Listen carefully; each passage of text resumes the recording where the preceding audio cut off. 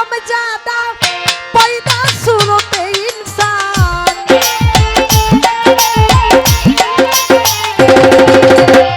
খুদা খুদা আদম জাদা পয়দা সুরতে ইনসান আদমের সুরতেই খোদা বর্তমান বর্তমান আদম সুরতে খোদা বর্তমান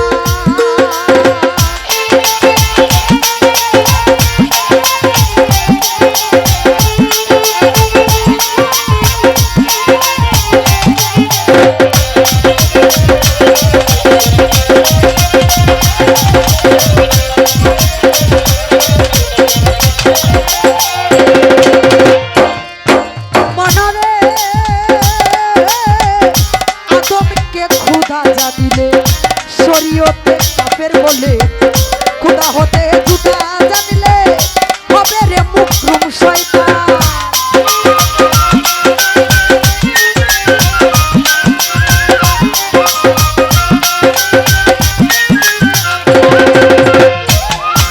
ও মনরে আদমকে খোদা জানিলে শরীয়তে কাফের বলে আবার খোদা হতে জুদা জানলে হবে রে মুকরুম শয়তান খোদা হতে জুদা জানলে হবে রে মুকরুম শয়তান তাই তুই রাস্তা রে রাস্তা ধরে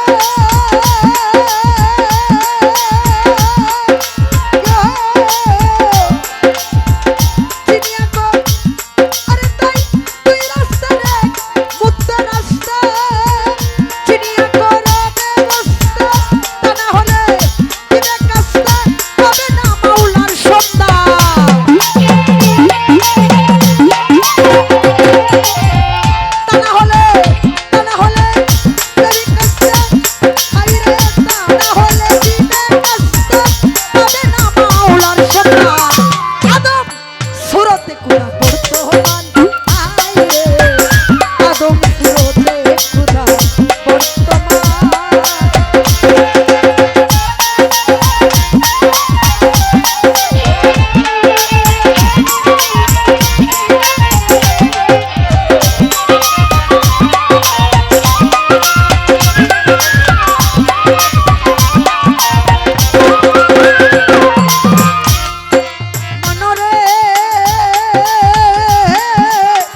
হাসরের ময়দানে গেলে পড়ুয়ারে দেখা দিলে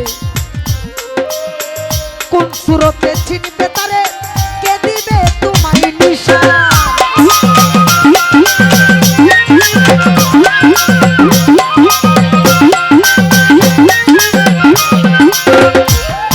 মনরে হাসরের ময়দানে গেলে আল্লাহ দেখা দিলে পড়ুয়ারে দেখা দিলে কোন সুরতে চিনবে তারে কে দিবে তোরে নিশান তাই বলি মন কথা ধরো আগে সুরতকে নিশানা করো বলি মন কথা ধরো সুরতকে নিশানা করো তাকমান না ইন্না কলব করো সাক্ষী দিচ্ছে পাক কুরআন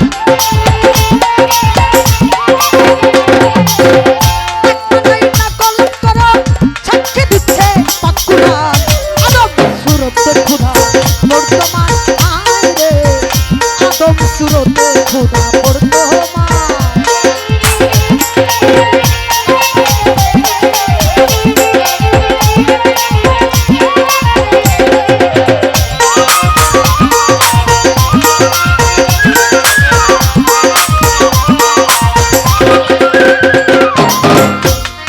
গানটা করার উদ্দেশ্য একটাই, কারণ এখন বিচ্ছেদের সময়, অন্য কোনো গান ভালো লাগবে না এটা আমি জানি, কিন্তু এর পরেও সে কথাটা আমাকে যে জায়গায় বলছে আমার যদি ওই জায়গাটা বোঝাতে হয় তাকে, তাহলে এই গানটা আমার করতেই হবে। কারণ সাধকে বলে আদমকে খুদা জানিলে শরীয়তে কাফের বলে, আবার খুদা হতে জুদা জানলে হবে রে মুকরুম শয়তান। তাই দুই রাস্তার এক মধ্য রাস্তা ছিনিয়া করা ব্যবস্থা নাবার সন্তান এই গানটা আমি লিখছি। আপনারা বলবেন আমি লিখছি, আমার কথা। এই কথাগুলা কি জন্য বলছে সাধক? এই কথাগুলা গানের মধ্যে বইলে আমাদেরকে কি বুঝাইছে, তুমি কি বুঝছো এটা উঠতে কইবা, নালে ছোট মুখে এত বড় কথা কেন বলবা? হ্যাঁ, আমি নাবালিকার সঙ্গে প্রেম করি না, নাবালিকার সাথে আমি প্রেম করি না, নাবালকের গান আমি গাই না। আমি যখন নাবালক ছিলাম তখনও আমি গাই নাই। তুমি জানো না, কতটুক জানো জানি না, কিন্তু আমি যখন নাবালক ছিলাম তখন আমি নাবালকের গান গাই নাই। পীর দর্শক, একদিন তোমার একটা স্টেজে বলছিলাম পীরের বাড়ি যাইও, পরে আমারে অনেক কথা বলছো। আমি হতে পারি ছোট মানুষ, ছোট জ্ঞানের মানুষ, কিন্তু তুমি তোমার গুরুর বাড়ি গিয়ে তোমার গুরুকে জিজ্ঞাসা করে এগুলা কথা জাইনে নিও। আর এখন বলবা এই যে সাধক গান লেখছে, কথাগুলা বলছে, এই কথাগুলা কেন বলছে?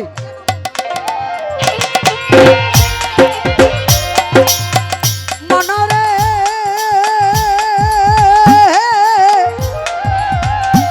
ভবে থাকতে লৌ ছিনিয়া, নইলে তুই হাসরে যাইয়া, তারে তারে খুদা কইয়া নিজেই হবি পেরেশান।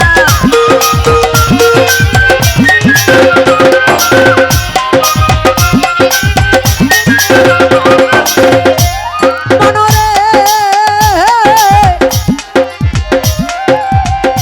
ভবে থাকতে লৌ ছিনিয়া, নইলে তুই হাসরে গিয়া, তারে তারে খুদা কইয়া নিজেই হবি পেরেশান। কারণ আল্লাহকে আপনারা দেখছেন, আমিও দেখি নাই, শুধু নাম শুনি। আল্লাহ একজন আছে, আমাদের সকলের সৃষ্টি, মালিক আমাদের সকলকেই সৃষ্টি করেছেন, কিন্তু কোনোদিন দেখি নাই। তাই সাধক বলছে ভবে থাকতে লৌ ছিনিয়া, নইলে তুই হাসরে গিয়া, যারে তারে খুদা কইয়া হবি রে পেরেশান। আল্লাহ যদি আমার সামনে দাঁড়ায় থাকে আমি কিন্তু চিনবো না, চিনবো, কারণ দেখি নাই কোনোদিন। এই জন্যই বলেছে যদি আমাকে পাইতে চাও আমার বন্ধুকে ভালোবাসো, আমি আমার বন্ধুর মাঝে আছি, আমার বন্ধুর মাঝে আমাকে পাবা। আমার রাসূল পাক বলে গেছেন আমি চলে যাবার পর নবুয়ত খতম, শেষ, পর থেকে শুরু হবে বেলায়েত। আমার আহলে বায়াতকে ভালোবেসে আমার বেলায়েতকে যে ভালোবাসবে তার মাঝে আমি আমার বেলায়েতের সাথে মিশে আছি, মিশে। তাই বেলায়েতের একজন কামেল মুকাম্মেল ওলি ধরে তারপর আমাকে পাইতে হবে। তাই আমরা গুরুর কাছে যাই, পীরের বাড়ি যাই, মুর্শিদ ধরি। কেন ধরি? আমি তো আমার রাসূলকে কোনোদিন দেখি নাই, আমি আমার আল্লাহকে কোনোদিন দেখি নাই। যদি আমার গুরুর মাঝে আমি আমার নবী করিম সাল্লাল্লাহু আলাইহি ওয়াসাল্লামকে, আমি আমার মাওলাকে দেখতে পাই, সেই আশায়, বুঝছো, সেই আশায় সারাসারি নাই। তুমি বলবা এই কথাগুলা কেন বলছে?